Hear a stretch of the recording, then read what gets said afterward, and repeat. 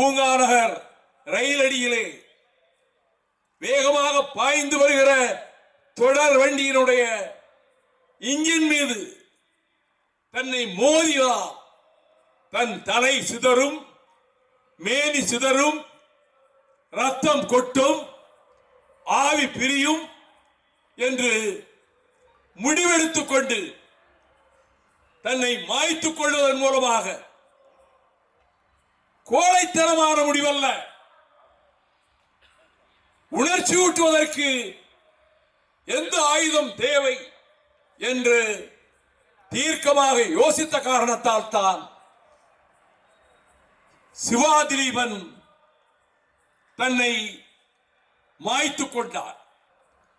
அவர் சிரசு உடைந்து குபுவென்று கொட்டப்பட்ட ரத்தம் அது நெஞ்சிலே ஆற்ற முடியாத கண்ணீராக உறைந்து விட்ட காரணத்தால் அளவில்லை அவர், கண்ணீர் சிந்தவில்லை அவர், வெளிநீர் பெருகவில்லை அவர்.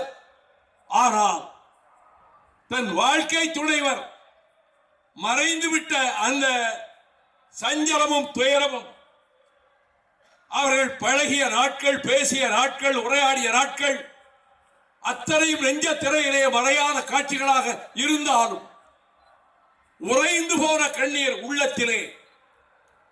ஆனால் என் வாழ்க்கையில் இறுதி நிகழ்ச்சிகள் ஏராளமாக கலந்து கொண்டிருக்கிறேன்.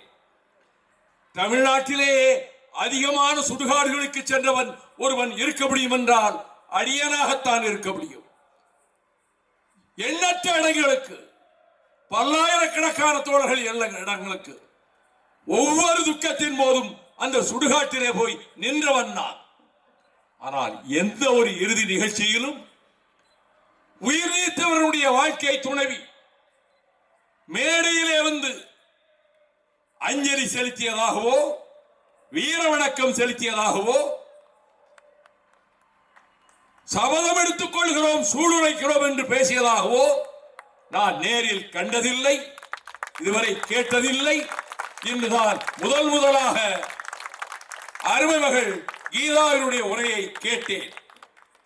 அருமை மகளே, உன்னுடைய கண்ணீர் விழிகளிலிருந்து வரவில்லை, அது நெஞ்சோடு உறைந்து போய்விட்டது. ஆனால் உன்னுடைய துக்கத்தை என் விழிகளிலே நான் பகிர்ந்து கொள்கிறேன். உங்கள் புதல்வியர்களின் துக்கத்தை நான் பகிர்ந்து கொள்கிறேன். லட்சியவாதிகளாக நான் மதிக்கிறேனே. மே 17 இயக்கத்தினுடைய தீரமிக்க சகோதரர்கள், தீரமிக்க சகோதரிகள், அவர்களுடைய துக்கத்திலே நான் பங்கெடுத்துக் கொள்கிறேன். நீங்கள் தமிழ்நாட்டுக்கு தேவையான ஒரு இயக்கம், தேர்தல் களத்தில் போட்டிக்கு வராத இயக்கம், லட்சியத்துக்காக வாழ்கிற இயக்கம், சாதி அறியாது, மதம் அறியாது, பேதம் அறியாது, இந்த நிலம், இந்த இனம், இந்த மண், இந்த மொழி என்ற உணர்வுக்காக இருக்கிற இயக்கம். ஆகவேதான் உங்களை நான் ஊக்குவிக்கிறேன். நான் மாணவர்களிடம் போய் சொன்னேனே, இளைஞர்களிடம் போய் சொன்னேனே, என் கட்சிக்கு வாருங்கள் என்று அழைக்கவில்லை. நீங்கள் ஒரு இயக்கத்திலே சேர வேண்டும் என்று நீங்கள் விரும்பினால் நான் சொல்லுகிற இயக்கத்திலே போய் சேருங்கள். அது லட்சியத்துக்காக இருக்கிற இயக்கம், அதுதான் மே 17 இயக்கம், அங்கே போய் சேருங்கள் என்றுதான் நான் பல மேடைகளிலே சொல்லி இருக்கிறேன். சிவா திலீபன் என்ற சொல் நாடி நரம்புகளிலே ஓடுகிற குருவி ஓட்டத்தில் ஒரு மின்சாரத்தை பாய்ச்சுகிற சொல்லாக இனி இருக்கும். வீர வணக்கம், வீர வணக்கம், வீர வணக்கம், வீர வணக்கம், வீர வணக்கம், வீர வணக்கம், வீர வணக்கம், சிவா திலீபனுக்கு வீர வணக்கம், சிவா திலீபனுக்கு வீர வணக்கம், சிவா திலீபனுக்கு வீர வணக்கம். அழியட்டும், அழியட்டும், இந்தி ஆதிக்கம் அழியட்டும்.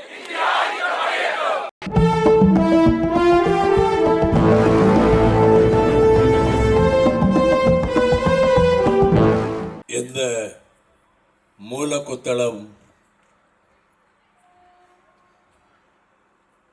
மயானத்தில் 88 ஆண்டுகளுக்கு முன்னாலே தொடங்கப்பட்ட இந்திய ஆதிக்க எதிர்ப்பு போராட்டத்தின் விளைவாக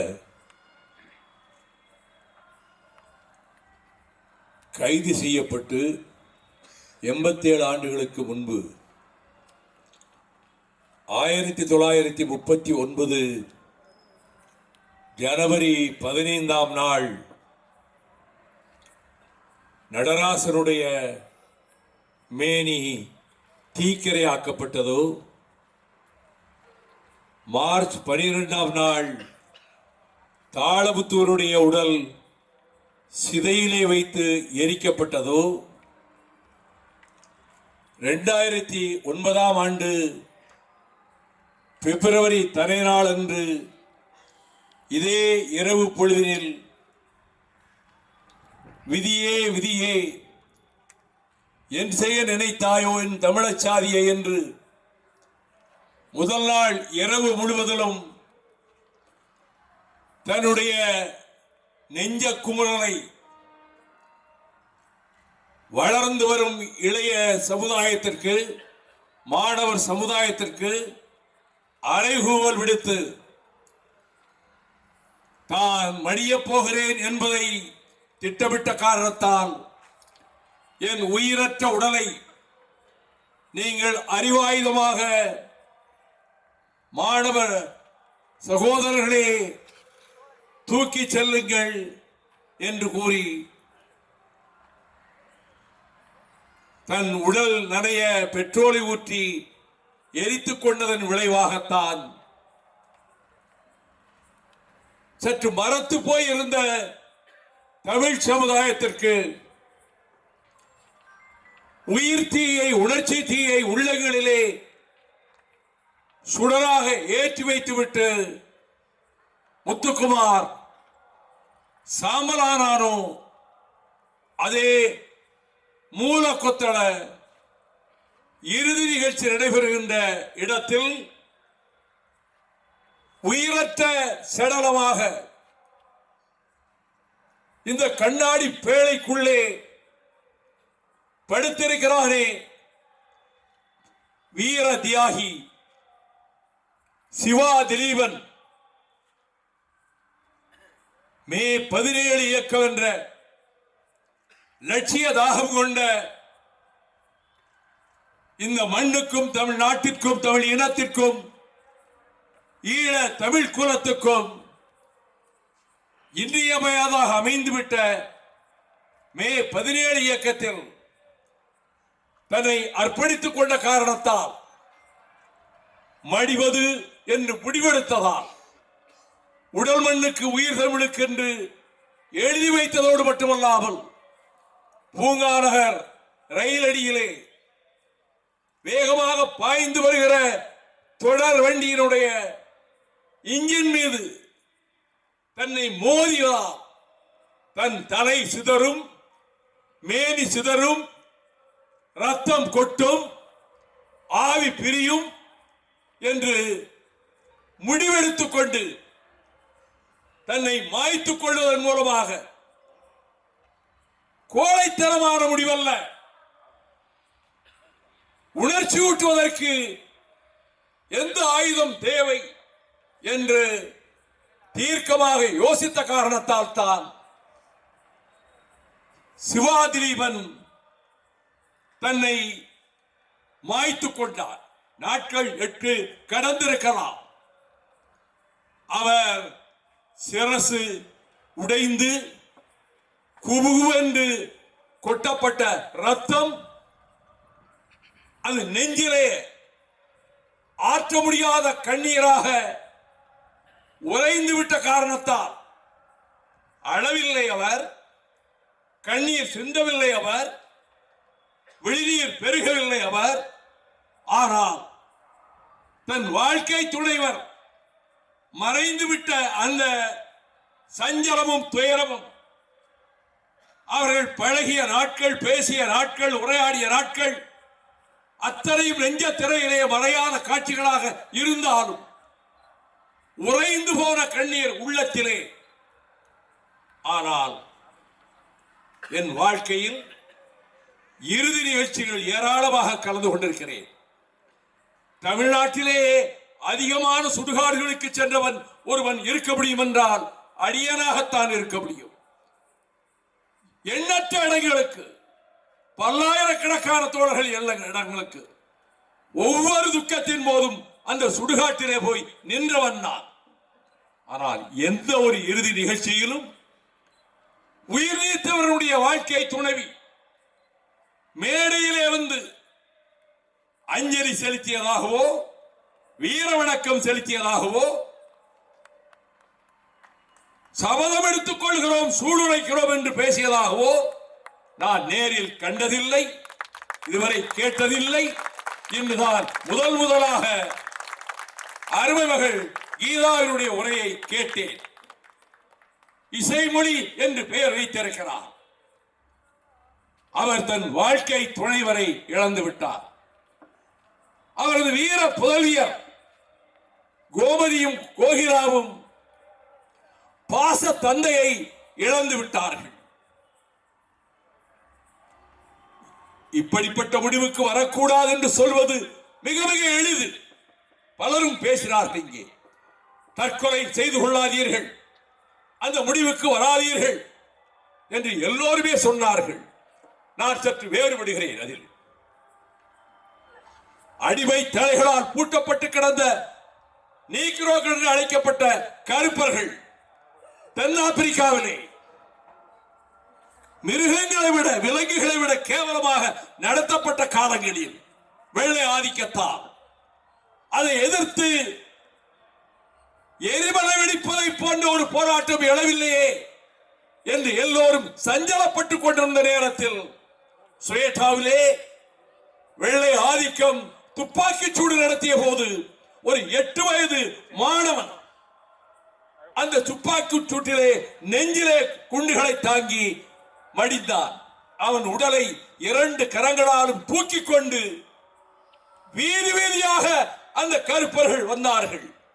அந்த ஒரு சம்பவம் தான் ஆப்பிரிக்க கண்டத்தினுடைய நீக்ரோ மக்களை, கருப்பர்களை மிக பெரும் போராட்டத்துக்கும் புரட்சிக்கும் அது ஆயத்தப்படுத்தியது. அது ஒரே ஒரு சம்பவம். அதைத்தான் தந்தை பெரியார் சொன்னார். டிசம்பர் 6ஆம் தேதி 38 கைது செய்யப்பட்டு பெல்லாரி சிறையிலே அடைபட்டு கிடந்த அறிவாசான் பெரியார் உடல்நலம் குறைந்த காரணத்தால் மே 22 விடுதலை செய்யப்பட்டார். ஆண்டுகள் 3 தண்டனை என்ற போதிலும் விடுவிக்கப்பட்டார். விடுவிக்கப்பட்டு வெளியே வந்தவுடன் அங்கே வந்த செய்தியாளர்களிடம் சொன்னார், நான் சிறையிலேயே மடிந்திருக்க வேண்டும், சிறைச்சாலையிலேயே என் உயிர் போயிருக்க வேண்டும். அப்படி நான் மடிந்திருந்தால் அது கோடாறு கோடி தமிழர்களுக்கு ஒரு வீர உணர்ச்சியை, தியாக உணர்ச்சியை ஏற்படுத்தி இருக்கும். ஆக 1000 மேடைகளில் நீங்கள் பேசுவதை விட, இன்னும் நூற்றுக்கணக்கான கிளர்ச்சிகளை நீங்கள் நடத்துவதை விட, உங்கள் இயக்கம் மே 17 இயக்கம் ஒரு லட்சிய தாகம் கொண்ட இயக்கம், செந்தமிழ்நாட்டுக்கு தேவையான ஒரு இயக்கம். ஒரு சம்பவத்தால், சிவா திலீபனுடைய இந்த தியாக மரணத்தால் நாட்டின் 8 திக்குகளுக்கும் உங்கள் இயக்கத்தின் பெயரை கொண்டு போய் நெஞ்சங்களிலே பதித்திருக்கிறது. உலகுவாழ் தமிழர்களின் உள்ளங்களிலே மே 17 இயக்கம் தமிழகத்திலே வீறு கொண்டு போராடுகிறது என்ற எண்ணத்தை ஏற்படுத்தி இருக்கிறது. என்னை பெற்ற தந்தைக்கும் தாய்க்கும் மக்கள் இனம் என்ற தமிழ்நாடு தனக்கு வென்றால், திரையளவு நிறைவேறும் பயக்கு வென்றான், செத்தொழியும் நாள் எனக்கு திருநாளாக வென்றான் பாவேந்தர். அதே உணர்ச்சியோடு தான் எப்பக்கம் வந்து புகுந்து விடும் இந்த எத்தனை பட்டாளம் கூட்டி வரும் அற்பம் என்போம் என்ற இந்தியரை கட்டாய இந்தியை வெட்டி புதைப்போம் என்ற உணர்வோடுதான் தன்னை இந்த போராட்ட களத்திலேயே மாய்த்துக் கொள்வது என்ற முடிவுக்கு வந்தார். ஆனால் அந்த உயிரை காப்பாற்றுவதற்கு நீங்கள் வானுக்கும் மண்ணுமாக முயன்றீர்கள். அரசு மருத்துவமனையிலே அவர் கிடத்தப்பட்டிருந்த போது இன்னும் சில உயர்ந்த மருத்துவர்கள், அனுபவம் வாய்ந்த மருத்துவர்கள், பிரசித்தி பெற்ற மருத்துவமனையிலே இருந்து இங்கே வந்து பார்த்தால் இன்னும் சற்று உதவியாக இருக்கும் என்று அந்த அரசு மருத்துவர்களே தெரிவித்த காரணத்தால் என் ஆருயிர் தம்பி திருமுருகன் காந்தி அந்த மருத்துவமனையிலிருந்து மருத்துவர்கள் வர ஏற்பாடு செய்தால் நலமாக இருக்கிறேன் என்ற போது அங்கிருந்தவாறே தமிழகத்தினுடைய மாண்புமிகு முதலமைச்சர் சகோதரர் தளபதி ஸ்டாலின் அவருடைய செயலாளரிடத்தில் நான் மருத்துவமனையிலிருந்து பேசுகிறேன். இந்திய ஆதிக்கத்தை எதிர்ப்பதற்காக போராடி மரணத்தின் விளிம்பிலே ஒருவர் உயிருக்கு போராடி கொண்டிருக்கிறார். குறிப்பிட்ட ஒரு மருத்துவமனையிலிருந்து இன்னும் அனுபவம் வாய்ந்த மருத்துவர்களை அனுப்பி வைக்க முதலமைச்சர் அவர்கள் ஏற்பாடு செய்தால் சிறப்பாக இருக்கும் என்று சொன்னேன். அடுத்த 20வது நிமிடம் முதலமைச்சரே அங்கு வந்து விட்டார், மருத்துவமனைக்கே வந்து விட்டார். அடுத்த 15வது நிமிடம் இவர்கள் யார் வர வேண்டும் என்று விரும்பினார்களோ அந்த மருத்துவர்கள் வந்து விட்டார்கள். ஆனாலும் ஒவ்வொரு நாளும் நான் தலைநகர் சென்னையில் இல்லாமல் பல இடங்களுக்கு கடந்த சில நாட்களாக சுற்றி வருகிறேன். ஒவ்வொரு நாளும் பொழுது விடிந்தால் தம்பி எப்படி இருக்கிறார் என்று தம்பியிடம் கேட்டேன். நிலைமையில் எந்த முன்னேற்றமும் இல்லை, அப்படியேதான் இருக்கிறார். அவ உயிரை துறப்பதென்று முடிவெடுத்துக் கொண்டு வந்து இந்த காரியத்தை செய்திருக்கிறார். இந்திய ஆதிக்கத்தை எதிர்த்து தீக்குளித்தார்கள். அதுவரை உலக நாடுகளின் செய்தியாகவில்லை. ஆனால் 1964 ஆண்டு ஜனவரி 24ஆம் தேதி ஒரு நடுநிசி வேளையில் கீழப்பழுவூரில் அயர்ந்து தூங்கிக் கொண்டிருந்த தன் மனைவியையும் அருமைகள் சின்ன குழந்தையாக இருந்த திராவிட செல்வியையும் உற்று நோக்கியவாறே அரண்மனையிலே இருந்து அரண்யத்துக்கு சென்ற சித்தார்த்தனை போல திருச்சி ரயில் அடிக்கு வந்து மேனியிலே பெட்ரோலை ஊற்றிக் கொண்டு 25ஆம் தேதி பொழுது விடுகிறது. அது விடுவதற்குள்ளாகவே இந்தி ஒழிக தமிழ் வாழ்க என்று முழங்கியவாறு சின்னசாமி தன்னை மாய்த்துக் கொண்டார். சிவலிங்கம் அரங்கநாதன், ஆசிரியர் வீரப்பன், ராணிமலை சண்முகம், கீரமங்கலம் முத்து, சத்தியமங்கலம் முத்து, கீரனூர் முத்து, மாயவரம் சாரங்கபாணி, பீளமேடு தண்டபாணி என வரிசையாக தங்கள் உயிர்களை தந்தபோது அதற்கு முன்பு மதத்துக்காக வேற்றாமலே புத்தபிட்சுக்கள் தீக்குளித்தார்கள். மொழிக்காக இந்த புவனத்தில் எவரும் தீக்குளித்ததில்லை. தன் தாய்மொழியை காப்பாற்றுவதற்கு, பாய்ந்து வருகிற ஆதிக்கத்தை தடுப்பதற்கு தங்களை தாங்களே தடலுக்கு இரையாக்கி கொண்ட வரலாறு இந்த செந்தமிழ் நாட்டை தவிர வேறு எங்கும் கிடையாது.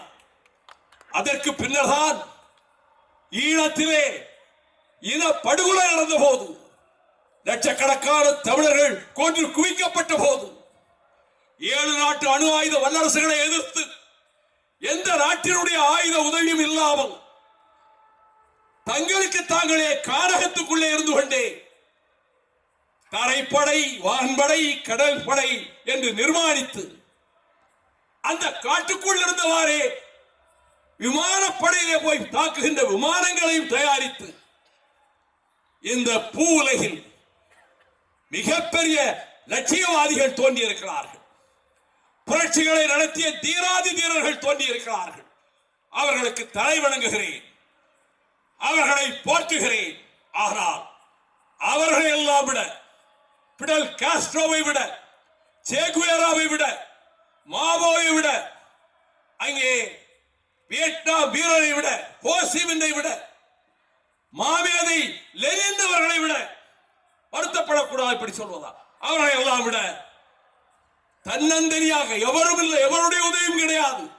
குறிப்பிட்ட போராட்டங்களுக்கு பல நாடுகளினுடைய உதவிகள், பக்கத்து நாடுகளுடைய ஆயுத உதவிகள் மறைமுகமாக வந்து சேர்ந்தன புரட்சிக்காரர்களுக்கு. ஆனால் தலைவருக்கு, தேசிய தலைவருக்கு எந்த உதவியும் கிடையாது. வந்த கப்பல்கள் இந்திய கடற்படையால் மூழ்கடிக்கப்பட்டன, 14 கப்பல்கள்.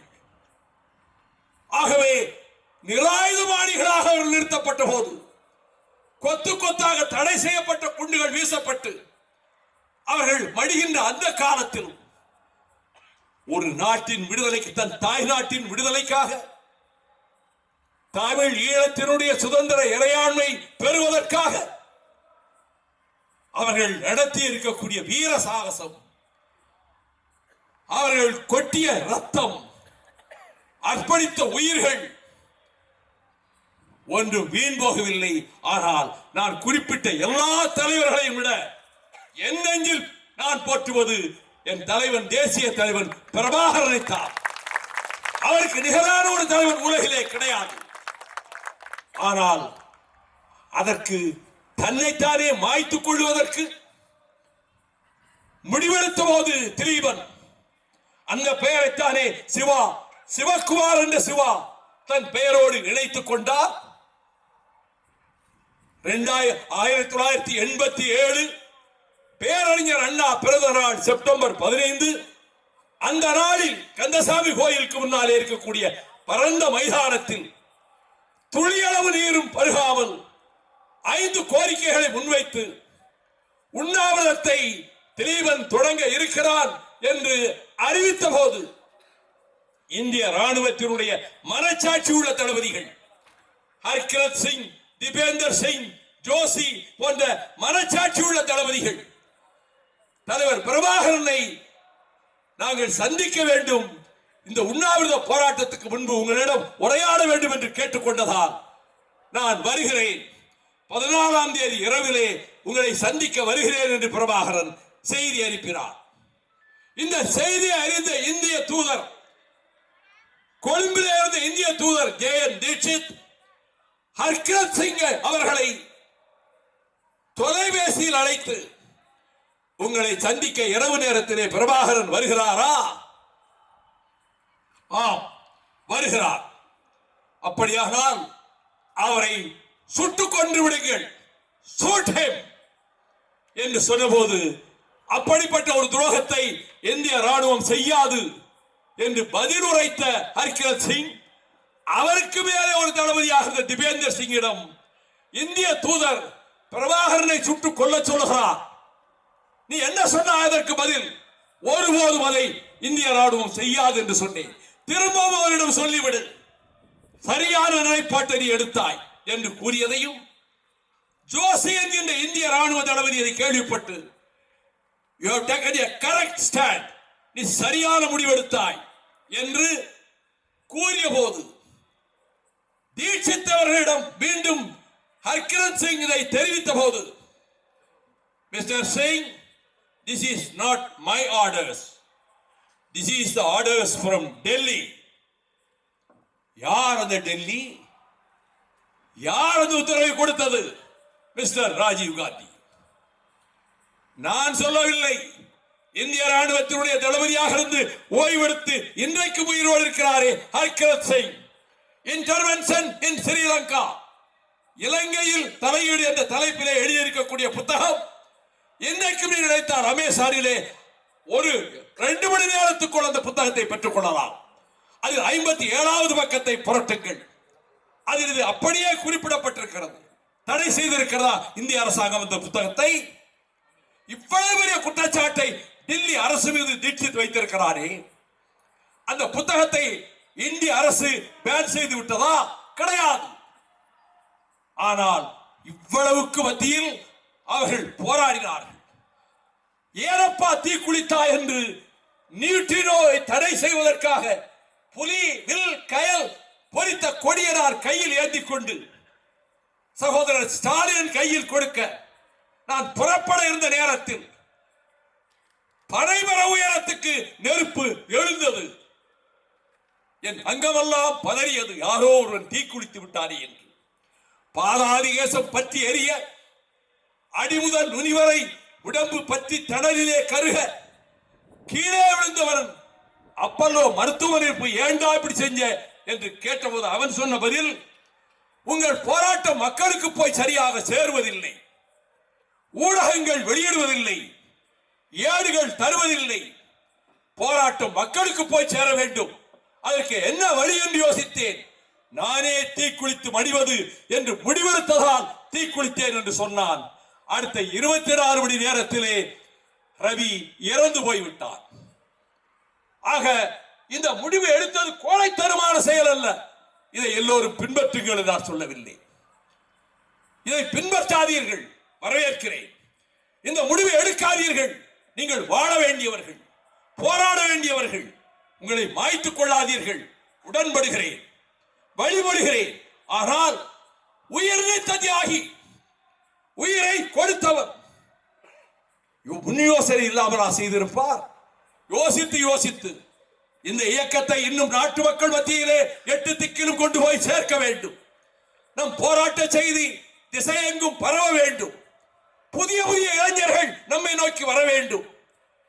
மாணவர் சமுதாயம், உணர்ச்சி பெற வேண்டிய மாணவர் சமுதாயம், நாம் யார், நம் வரலாறு என்ன, நம் முன்னோர்கள் யார், உலகின் பழமையான நாகரிக நாடு இதுதானே என்று அறியாதவர்கள் அறிந்து கொள்வதற்காக, அவர்களை போன்றவர்களை நம்ம வழிக்கு கொண்டு வருவதற்காக எவரும் நினைத்து பார்க்க முடியாத உயிர் தியாகத்தை திலீபன் செய்திருக்கிறார்.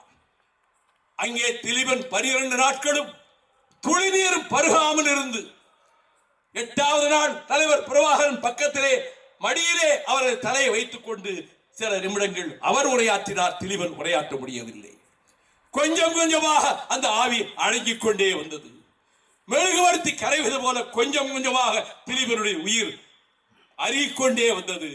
மறைந்தான். ஆனால் அந்த ஒரு காட்சியில் பல்லாயிரக்கணக்கான தாய்மார்களும் சகோதரிகளும் மாரடித்துக் கொண்டு அழுதார்களே கந்தசாமி கோயில் திறலுக்கு முன்பு. அதை புலிகள் ஒளிப்பேழையாக ஆக்கி உலகெங்கும் பரப்பினார்கள். திலீபன் அழைப்பது சாவையா, இந்த சின்ன வயதிலிருந்து தேவையா என்ற முழக்கத்தோடு, காசியானதனுடைய கவிதை முழக்கத்தோடு இந்த ஒளிப்பேழை, நான் சாதாரணமானவன் தான், ஆனால் இந்தியாவில் இருக்கக்கூடிய அத்தனை தலைவர்களின் வீடுகளுக்கும் ஒரு வாடகை காரை பிடித்துக் கொண்டு இந்த உண்ணாவிரத காட்சியை, அங்கே அதறி அழுகின்ற தாய்மார்கள் படுகிற அவலத்தை, உயிர் சிறுக சிறுக போய்கொண்டிருக்கிற இந்த காட்சியை நாட்டிலே இருக்கக்கூடிய தலைநகர்கள் அத்தனை தலைவர்கள் வீடுகளுக்கும் சென்று ஒரு நவம்பர் மாதத்தினுடைய ஒவ்வொரு நாள் இரவிலும் அவர்களுக்கு போட்டு காட்டினேன். இதுதான் எங்கள் நிலைமை, இதுதான் எங்களுடைய இனத்தின் நிலைமை, எங்கள் சகோதர சகோதரிகளின் நிலைமை. இதை தடுக்க வேண்டாமா? அதற்கு பிறகுதான் போர் மூண்டது. போர் அப்பொழுது மூடவில்லை. போர் மூண்டது 12 தளபதிகள் மடிந்ததற்கு பிறகு. புலிகளினுடைய செய்தி ஆலயமும் தொலைக்காட்சி நிலையமும் தகர்க்கப்பட்டதற்கு பிறகு. யாழ்ப்பாண பல்கலைக்கழக வளாகத்துக்குள்ளே ஒரு இல்லத்திலே பிரபாகரன் இருக்கிறார் என்று உளவறிந்து 28 இந்திய ராணுவத்தினுடைய கமாண்டோக்கள் வானவங்கு ஊர்தியிலே போய் அங்கே இறங்கினார்கள். 28 பேர் பிரபாகரனை உயிரோடு முடிப்பதற்கு ஒருவன் கூட திரும்பி வரவில்லை. 28 பேரில் பொட்டம்மானுக்கு வயிற்றிலே குண்டு பாய்ந்தது. அதுபோல உயிரோடு அழிப்பதற்கு முயன்றார்கள், கொலை செய்ய முன்னார்கள், அவர்களை நிர்மூலமாக்க விரைந்தார்கள். அப்படித்தான் 87லேயே தொடங்கியது. அதற்கு பிறகு 2009 அந்த படுகொலையை தாங்கிக் கொள்ள முடியாமல் முத்துக்குமார் தன்னை தானே மாய்த்துக் கொண்டார். 19 தமிழர்கள் தங்களை தாங்களே மாய்த்துக் கொண்டார்கள். ஜெனீவாவிலே முருகதாசன், மலேசியாவிலே ராஜா தங்களை தாங்களே மாய்த்துக் கொண்டார்கள். பற்றி எரிந்தது உணர்ச்சி தீ. கல்லூரிகள், விடுதிகள் எங்கும் போராட்டம். தமிழ்நாட்டிலே அதுவரை இல்லாத போராட்டம். எழுந்தது தடல், எழுந்தது அந்த உணர்வு. அதற்கு முத்துக்குமார் செய்த தியாகம்தான் மூல காரணம். அந்த தியாகத்துக்கு நான் தலை வணங்குகிறேன். இன்னும் 1000 ஆண்டுகள் அவன் வாழப்போவதில்லை. ஆனால் தன் மீது வாஞ்சை கொண்டிருக்கக்கூடிய இளம் மனைவியை, தன் 2 புதல்வியர்களை, பேரன் பேத்திகள் எடுக்கக்கூடிய அந்த பேர குழந்தைகளை எல்லோரையும் நிராதரவாக்கிவிட்டு, அவர்கள் உறுதியோடு இருக்கிறார்கள், பேசுகிறார்கள், இங்கே வந்து முழக்கம் செய்கிறார்கள். ஆனால் இழப்பு என்பது ஈடு செய்ய முடியாத இழப்பு. அந்த இழப்பில் அருமை மகளே, உன்னுடைய கண்ணீர் விழிகளிலிருந்து வரவில்லை, அது நெஞ்சோடு உறைந்து போய்விட்டது. ஆனால் உன்னுடைய துக்கத்தை என் விழிகளிலே நான் பகிர்ந்து கொள்கிறேன். உங்கள் புதல்வியர்களின் துக்கத்தை நான் பகிர்ந்து கொள்கிறேன். லட்சியவாதிகளாக நான் மதிக்கிறேனே, மே 17 இயக்கத்தினுடைய தீரமிக்க சகோதரர்கள், தீரமிக்க சகோதரிகள், அவர்களுடைய துக்கத்திலே நான் பங்கெடுத்துக் கொள்கிறேன். நீங்கள் தமிழ்நாட்டுக்கு தேவையான ஒரு இயக்கம், தேர்தல் களத்தில் போட்டிக்கு வராத இயக்கம், லட்சியத்துக்காக வாழ்கிற இயக்கம், சாதி அறியாது, மதம் அறியாது, பேதம் அறியாது, இந்த நிலம், இந்த இனம், இந்த மண், இந்த மொழி என்ற உணர்வுக்காக இருக்கிற இயக்கம். ஆகவேதான் உங்களை நான் ஊக்குவிக்கிறேன். நான் மாணவர்களிடம் போய் சொன்னேனே, இளைஞர்களிடம் போய் சொன்னேனே, என் கட்சிக்கு வாருங்கள் என்று அழைக்கவில்லை. நீங்கள் ஒரு இயக்கத்திலே சேர வேண்டும் என்று நீங்கள் விரும்பினால் நான் சொல்லுகிற இயக்கத்திலே போய் சேருங்கள். அது லட்சியத்துக்காக இருக்கிற இயக்கம். அதுதான் மே 17 இயக்கம். அங்கே போய் சேருங்கள் என்றுதான் நான் பல மேடைகளிலே சொல்லி இருக்கிறேன். அவர்களில் ஒரு இலக்கணமான ஒரு வீர தியாகியை இன்றைக்கு இழந்திருக்கிறோம். ஆனால் அவர் பற்ற வைத்திருக்கிற தீ, தாளமுத்து நடராசன் மேனியை சுமந்து கொண்டு வருகிற போது ராஜாசர் முத்தையா செட்டியாரும் ஒரு கையை பிடித்து தோளிலே தூக்கி கொண்டார். மேயர் வாசுதேவும் தோளிலே தூக்கி கொண்டார். சில 100 பேர் தான் வந்திருந்தார்கள். அறிஞர் அண்ணா பேசும்போது சொன்னார், இன்றைக்கு சில 100 பேர் இங்கே வந்திருக்கலாம், ஆனால் இதோ இந்த இடத்திலே பற்றி எரிகிறதே சிதையிலே நெருப்பு, அந்த தளல் என்றைக்கும் அணையாது. அது ஒளிர்ந்து கொண்டே இருக்கும், எரிந்து கொண்டே இருக்கும். ஒரு நாள் எரிமலையாக வெடிக்கும். அப்படி ஒரு காலமும் தமிழகத்துக்கு வரும். அண்ணா தன்னுடைய இரங்கல் உரையிலே அன்றைக்கு பேசிய பேச்சு அதுதான் நடந்தது. தாளமுத்து நடராஜன் பற்ற வைத்த நெருப்பு வளர்ந்து வளர்ந்து 65 இந்திய ராணுவத்தினுடைய எந்திர துப்பாக்கிகளை தமிழ்நாட்டின் தீரமிகு வாலிபர்கள் மார்பு காட்டி எதிர்கொள்ளக்கூடிய அளவுக்கு புரட்சி வெடித்தது. அப்படிப்பட்ட உணர்வு பட்டு போய் விடாது. அவர்களினுடைய எலும்புகள் இந்த மண்ணிலே தான் இன்னும் புதைந்து கிடக்கின்றன, மண்ணோடு மண்ணாக துகள்களாக கிடக்கின்றன. இனி இந்த சிவாதிரிவருடைய எலும்புகளும் மேனி அழிந்தாலும் அந்த எலும்பு துகள்களும் இந்த பூமியில், இந்த மண்ணில் தான் கலந்திருக்கும். அது ஏற்படுத்தும், உணர்ச்சி ஊட்டும். காலம் மாறும், நிலைமை மாறும். இந்திய ஏகாதிபத்தியத்தை துணைக்கு அழைத்துக் கொண்டு வருகிற டெல்லி ஏகாதிபத்தியத்தினுடைய பிரவேசத்தை தடுப்பதற்கு தோள் கொடுத்து வந்து நிற்கும்.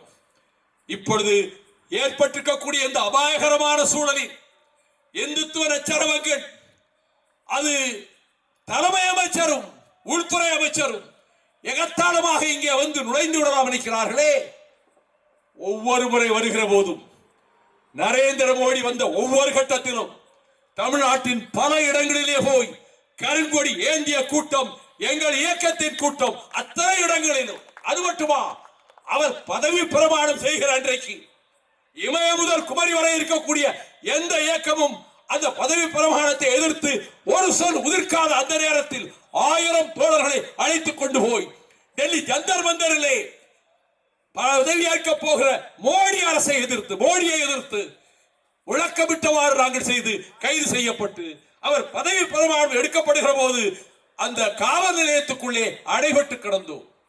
இந்தியாவிலே எங்கள் மறுமலர்ச்சி திராவிட முன்னேற்ற கழகம் செய்த இந்த துணிச்சல்மிக்க காரியத்தை நான் யாரையும் குறை சொல்வதற்காக அல்ல. நாங்கள் வித்தியாசமானவர்கள், மற்ற கட்சிகளிலிருந்து நாங்கள் வேறுபட்டவர்கள். எங்களுக்கு வாக்கு வங்கி எவ்வளவு அந்த கணக்குக்குள் போக விரும்பவில்லை.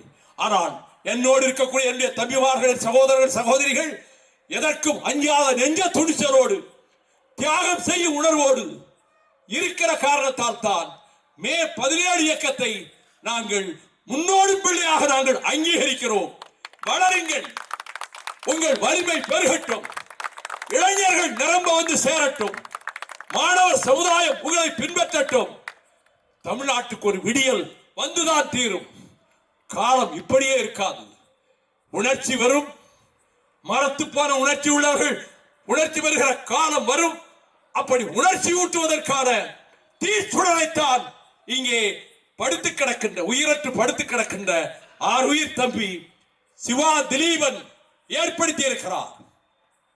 சிவா திலீபன் என்ற சொல் நாடி நரம்புகளிலே ஓடுகிற குருதி ஓட்டத்தில் ஒரு மின்சாரத்தை பாய்ச்சுகிற சொல்லாக இனி இருக்கும். வீர வணக்கம், வீர வணக்கம், வீர வணக்கம், வீர வணக்கம், வீர வணக்கம், வீர வணக்கம், சிவா திலீபனுக்கு வீர வணக்கம், சிவா திலீபனுக்கு வீர வணக்கம், சிவா திலீபனுக்கு வீர வணக்கம். அழியட்டும், அழியட்டும், இந்தி ஆதிக்கம் அழியட்டும், அழியட்டும், அழியட்டும், இந்தி ஆதிக்கம் அழியட்டும், வெல்லட்டும், வெல்லட்டும், செந்தமிழ் மொழி வெல்லட்டும், செந்தமிழ் மொழி வெல்லட்டும். வீர வணக்கம், வீர வணக்கம், சிவா திலீபனுக்கு வீர வணக்கம். நன்றி, வணக்கம்.